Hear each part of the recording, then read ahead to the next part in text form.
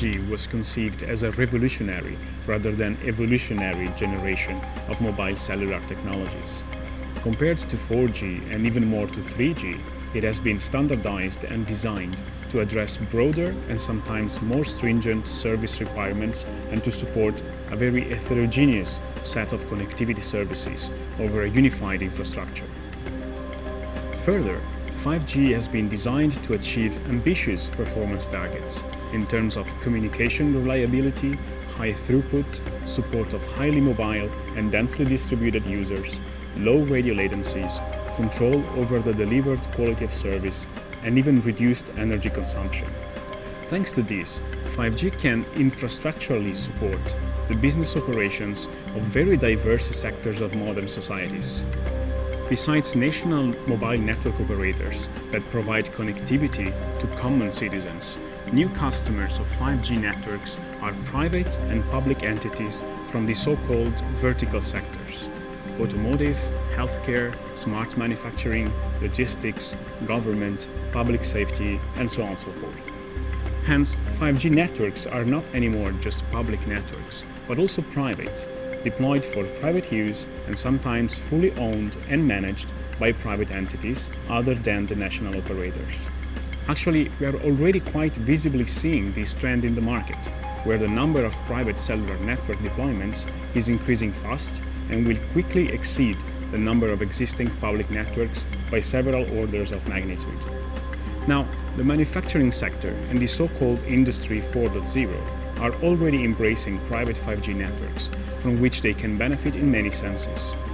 Private 5G outperforms other available wireless communication technologies like Wi-Fi, for instance because it guarantees more flexible network control and customization, way better radio coverage, tunable quality of service, support of mobile users, and low communication latencies.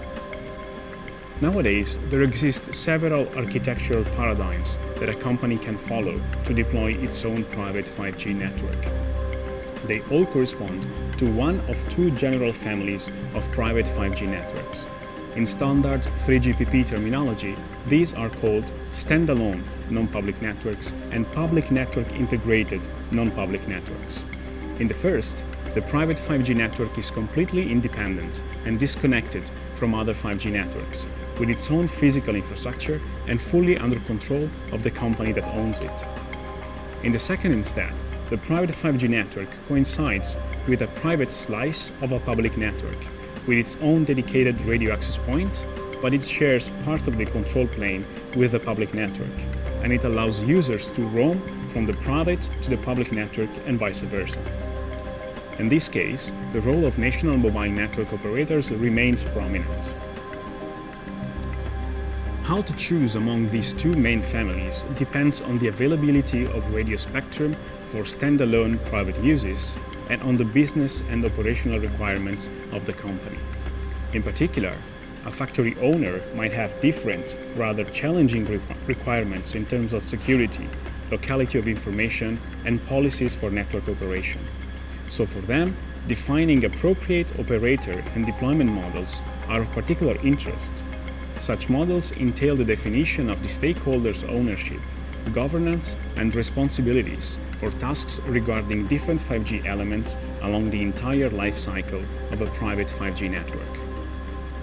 They also include the different logical and physical locations of 5G network elements.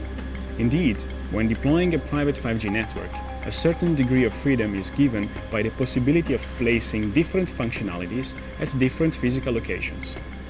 This applies in particular to the 5G core network functions. The 5G core can be seen as the brain of a 5G network. It handles all the aspects that are not related to radio layer connectivity, like mobility management, policy control, quality of service management, or subscriber data management.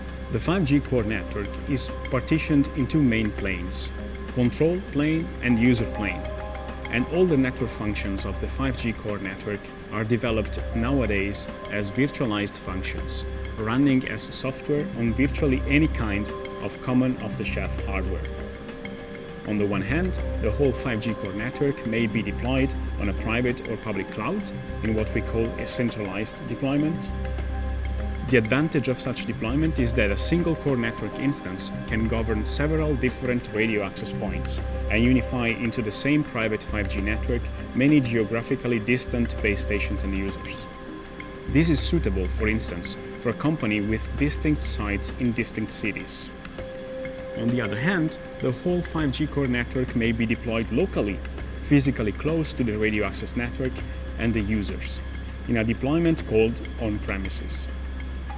On-premises deployments are suitable for standalone 5G private networks deployed to serve exclusively one site, like a specific manufacturing site, for instance.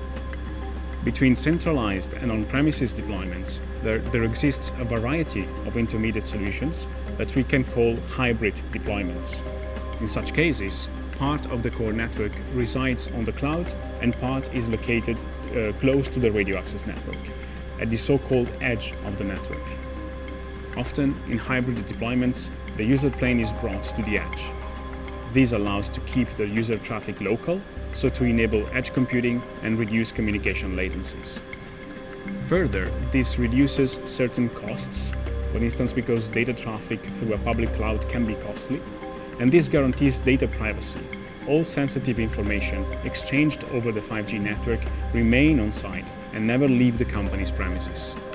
Finally, hybrid deployments can be also leveraged to introduce redundancy in deployments and duplicate network function availability to make the network more resilient and tolerant to failures.